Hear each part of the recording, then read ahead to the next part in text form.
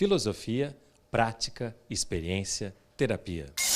Tantra é o tema da universidade que está começando agora.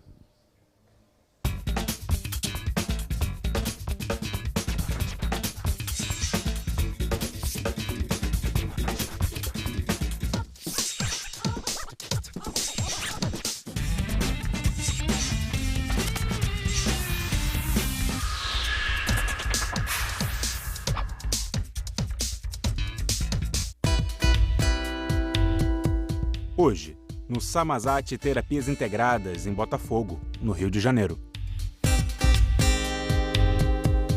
Certamente, em algum momento, você já deve ter ouvido falar em Tantra. Mas será que você sabe exatamente o que isso significa? Como é que a gente pode pensar historicamente no Tantra? A gente consegue localizar como começou, quanto tempo faz que essas filosofias, práticas estão por aí? Olha, os primeiros textos do Tantra surgiram no século V, mas diz que o Tantra, alguns estudiosos falam que o Tantra surgiu muito antes, às vezes 4.000 anos antes de Cristo, junto com os Vedas. Há uma discussão em relação a isso, mas como a tradição era oral, realmente só tem algum dado por escrito a partir do ano 500 aproximadamente. É onde ele se desenvolve no ano 1000, mais ou menos no século VIII ele vai para o Japão e para a China, e também no século VII, ainda um pouco antes, ele vai para o Tibete e Nepal. Então o Tantra se espalha muito e acaba se dividindo em muitas correntes diferentes. Tem o Tantra budista também, mas eu gosto bastante do Tantra hindu. E num determinado momento ele chega ao Brasil, mas a gente não pode esquecer nunca que a gente está falando de algo que nasceu no Oriente, né? Nasceu no Oriente e permaneceu durante muito tempo no Oriente até que veio para cá, para o nosso lado, primeiro começando nos Estados Unidos, quando um guru indiano, o Osho, trouxe, ocidentalizou, vamos chamar assim, ocidentalizou essa filosofia tântrica, colocou coisas ocidentais para que nós pudéssemos trabalhar, já que a cultura era completamente diferente. E daí se espalhou pelo mundo ocidental como um todo. Existe um estranhamento quando chega uma cultura tão diferente da nossa cultura ocidental? Não apenas em relação ao Tantra, mas sempre quando chega alguma coisa diferente a gente estranha, né? E é necessário muitas vezes trazer dados da nossa cultura para que seja absorvida por nós. Mas eu diria que o Tantra é o principal componente, né? É trazer cada um para dentro de si, para quem nós somos e para integrar quem nós somos. O que eu queria complementar é que o Tantra é primeiro um caminho de transformação, né? Ele considera primeiro, na grande diferença com o Ocidente, que a visão dele é primeiro que somos seres de energia, seres de consciência, e que essa energia condensou até chegar na criação que somos nós, que é representado pela Shakti, né? Porque na verdade o Tantra é a união da energia masculina e da energia feminina, para poder se reencontrar dentro de uma unidade. Tem um símbolo aqui que eu trouxe, ele representa assim, como se fosse o membro masculino, né? E o membro feminino, assim, então a integração dos dois. E tem rituais onde se derrama leite como símbolo assim da criação, porque na verdade é uma filosofia que primeiro adora a Shakti, né? O feminino como a criação. É isso que, na verdade, dentro de nós, a gente busca no encontro com o outro e no encontro consigo mesmo, do masculino e do feminino, e se reencontra com a unidade. Eu vejo o Tantra como uma cultura indiana antiga, né, lá do sul da Índia, de povos que eram ainda povos muito conectados a si mesmos enquanto corpo e a natureza. E aqui na América também, a gente não pode esquecer que os povos que antecederam a invasão europeia também eram povos muito conectados ao corpo e à natureza, e que viam ambos como algo sagrado. Então, quando o Américo Vespúcio escreve uma carta para a coroa portuguesa ou alguma coroa colonizadora europeia, ele fala que os povos daqui eram povos muito desavergonhados, viviam nus, eram muito libidinosos, ou seja, talvez ele estivesse retratando uma sociedade que tinha sexualidade como algo natural e como algo positivo, né? Como algo sagrado, tal como os fenômenos naturais da Terra. Então, talvez não seja algo tão distante assim, está na nossa raiz também. Mas passa por grandes, como a gente pode dizer, forças que acabam barrando isso, né? Fazendo com que a gente não se relacione naturalmente com essas forças, tanto masculinas quanto femininas, que estão em cada um de nós, né? E o que o Tantra traz, na verdade, assim, no meu entendimento, é que há uma expansão dessa energia através da libertação.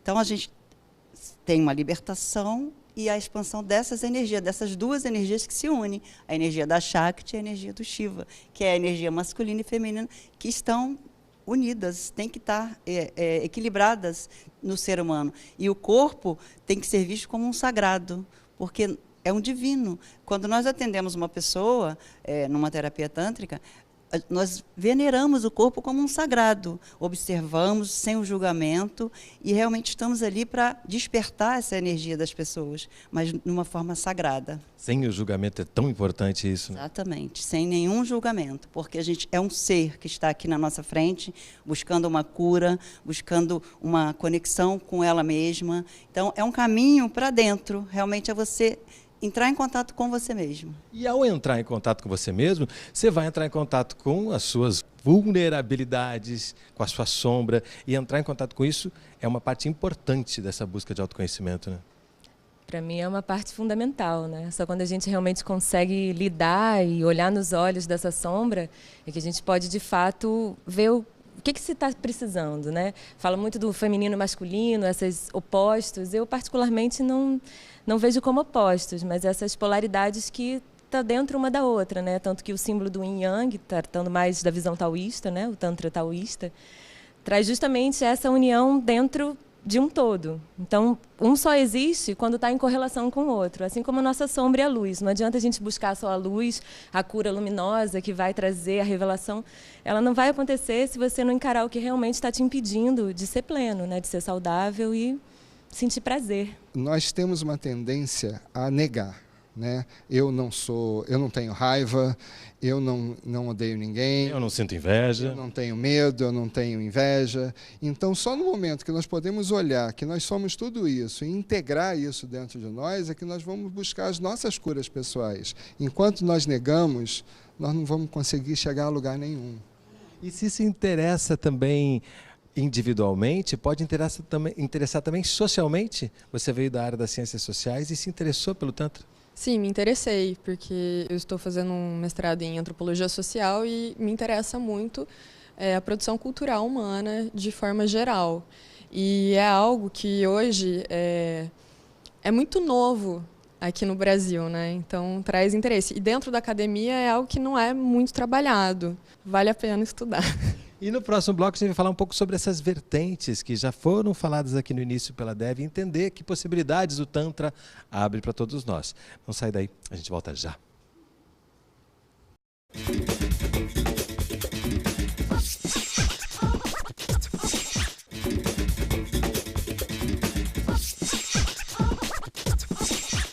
A Unidiversidade está de volta no Samasati Terapias Integradas falando sobre Tantra. Como é que a gente pode começar a explicar as possibilidades?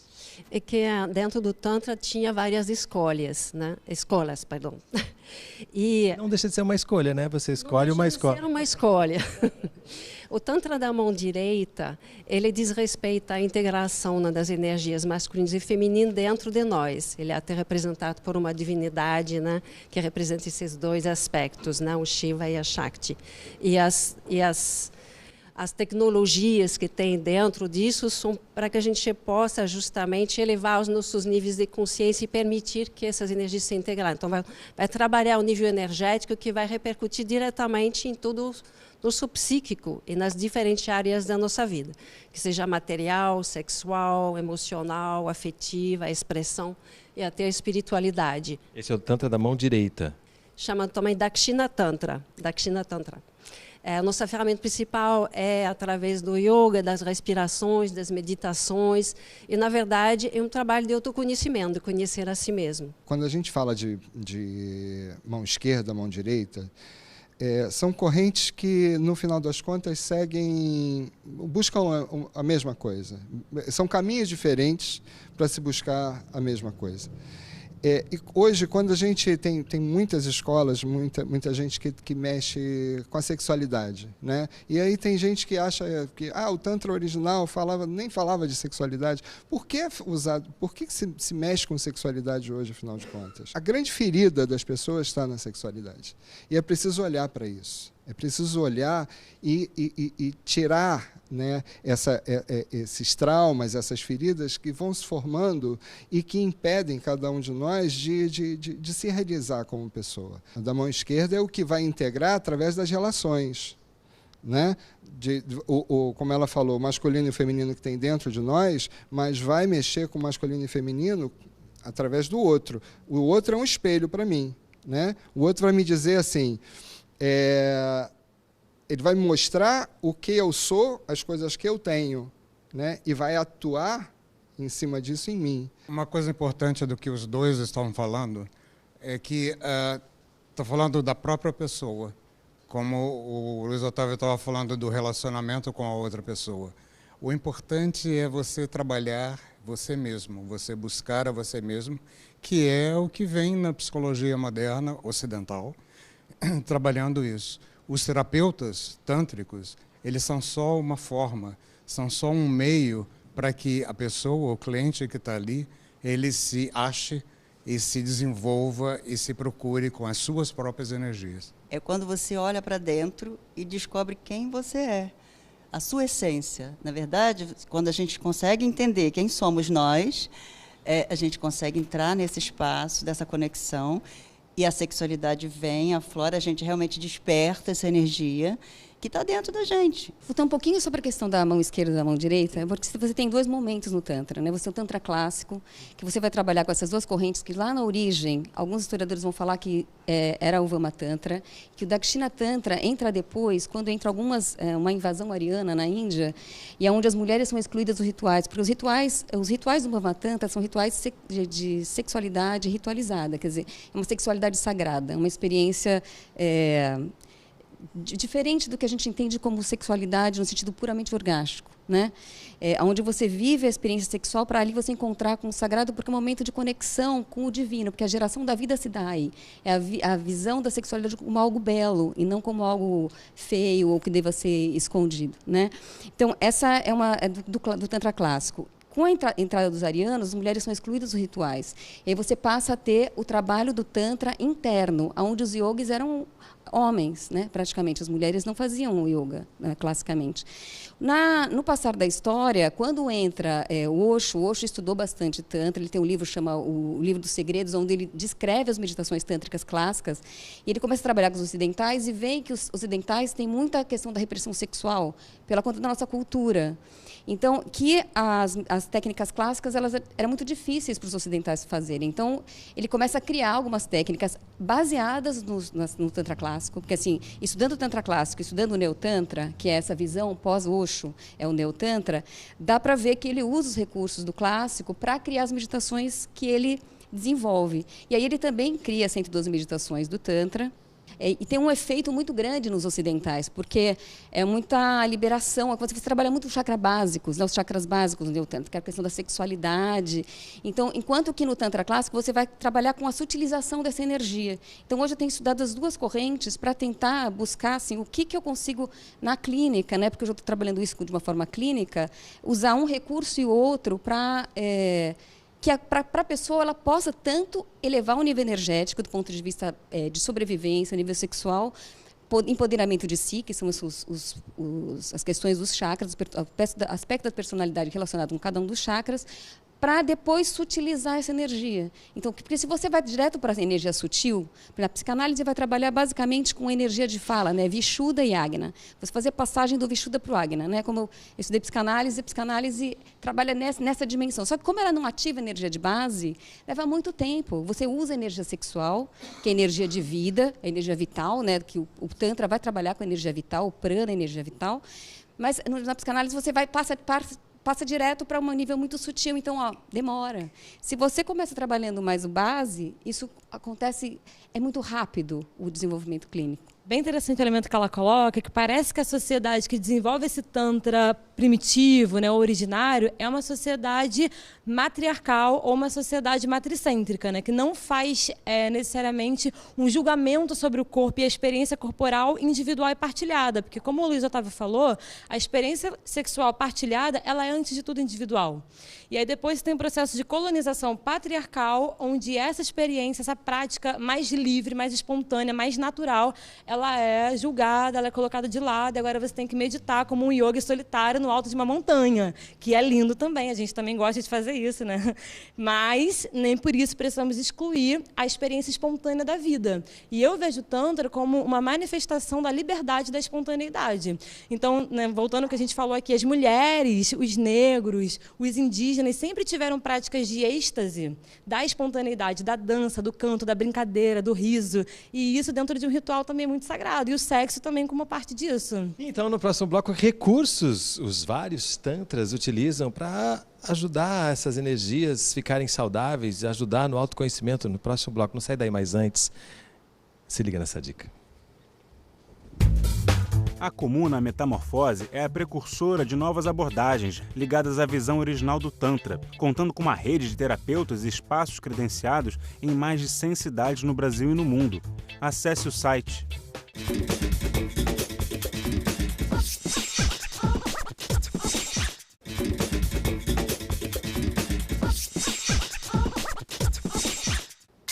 O Unidiversidade está de volta no Samasati, Terapias Integradas, falando sobre Tantra.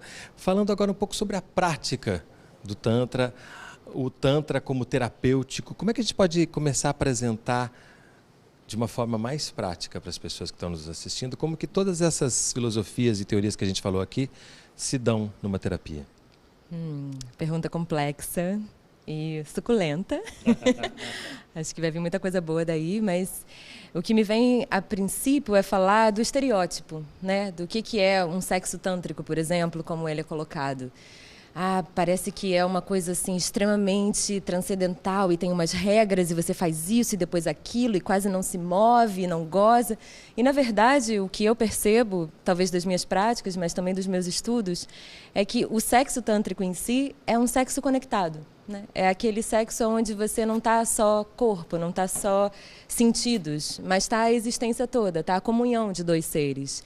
Mas, principalmente, a comunhão interna, né? Então, acho que o sexo tântrico é uma oportunidade, tanto do seu masculino, do seu feminino, do seu ser mais sensível, do seu ser mais ativo, entrarem em comunhão e estarem ali entregues, na presença, seja o que isso for. Então, não tem uma regra, não é assim o assado. Cada um faz da forma como for mais original e essencial para ti naquele momento. Na teoria, é importante também agregar a prática, ou seja, para estudar é preciso viver a experiência? Acredito que é uma das formas de se entender aquilo que você está estudando. A participação, ela pode ser fundamental, sim. Com você foi?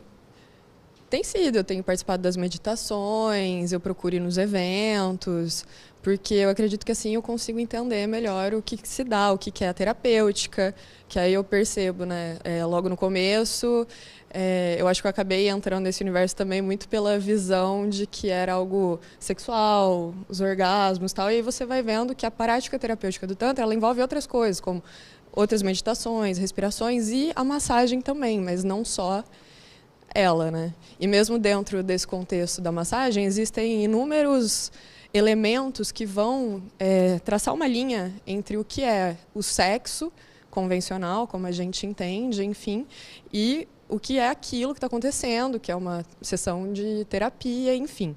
Esses elementos envolvem muitas coisas. A música, que vai te guiar para uma experiência de uma elevação de consciência espiritual e tudo mais, uso de luvas, o fato dos terapeutas, a maior parte das vezes, estarem vestidos, né, que vai traçar esse limite entre a efetivação do desejo daquela pessoa que é terapeuta e que, na verdade, o desejo dela ali não é o importante, porque ela está servindo de meio para a efetivação e autoconhecimento da pessoa que ela está atendendo, né? Então, são inúmeras coisas, enfim. Ela falou em respiração e você me chamou, não foi isso? Isso. Um dos fatores importantíssimos na terapia, na prática da terapia, né, é a respiração, justamente. E o Osho sempre falava que a respiração, o som e o movimento tem que estar integrado no Tantra, na terapia Tantra. E a questão do atendimento, né, da prática realmente efetiva, a pessoa realmente, quando entra, quando se permite entrar nesse espaço, O terapeuta é só o canal. Quem faz o trabalho todo é o corpo da pessoa. Então, ela tem que estar permitindo realmente entrar no espaço, se conectar com ela mesma, para ela ter essa expansão do prazer dela, do sensorial, o prazer do corpo dela desenvolver as sensações, ampliar de uma forma que ela vai atingir níveis orgásticos fora do normal, fora do que ela conhece, né? O orgasmo físico localizado. Então, o nosso corpo ele tem um potencial orgástico incrível. Dizem, já ouvi algumas histórias que existe, não sei se é comprovado, mas nós temos 9 platôs para atingir de orgasmos. É muita coisa. E, na prática, a gente não atinge, no máximo, 2 ou 3. Então, quer dizer, quantas possibilidades nós temos ainda para desenvolver nesse trabalho. E caminhando junto com esse potencial orgásmico, também tem o potencial da dor, né? Do trauma, de acessar memórias ou situações que impedem a pessoa de lidar de forma saudável com a sua sexualidade, né? Então, na terapia tântrica, é possível também que sejam alcançados espaços de dor, de sombras, de uma profundidade diferente do orgasmo. Não diria nem oposta, mas que anda junto. E aí, de novo, esse papo. Se a gente não encara isso também, principalmente num espaço onde há toda a liberdade, todo o acolhimento para que essas sombras venham, fica muito difícil até da gente entrar em contato com o prazer. É importante também a abordagem integral, porque é uma energia só em vários lugares, né? E, na verdade, o propósito é fazer essa energia circular, porque uma questão sexual pode derivar depois numa questão de afeto, numa questão outra da pessoa, né? E esse trabalho energético, ele é essencial porque, na verdade, está diretamente ligado ao psíquico, né? Então, quando eu vou libertando, desbloqueando, eu vou, de fato, mudar os meus paradigmas interiores, né? E começar a tirar as minhas velhas crenças que justamente me impedem de viver essa plenitude que estou procurando, né? E tem todo um caminho também de Tantra Yoga, que é para energizar todos os chakras e levar a esse caminho integrado, assim, né? Que são mudanças de consciência, na verdade, né? Que a própria vida também traz para cada um, né?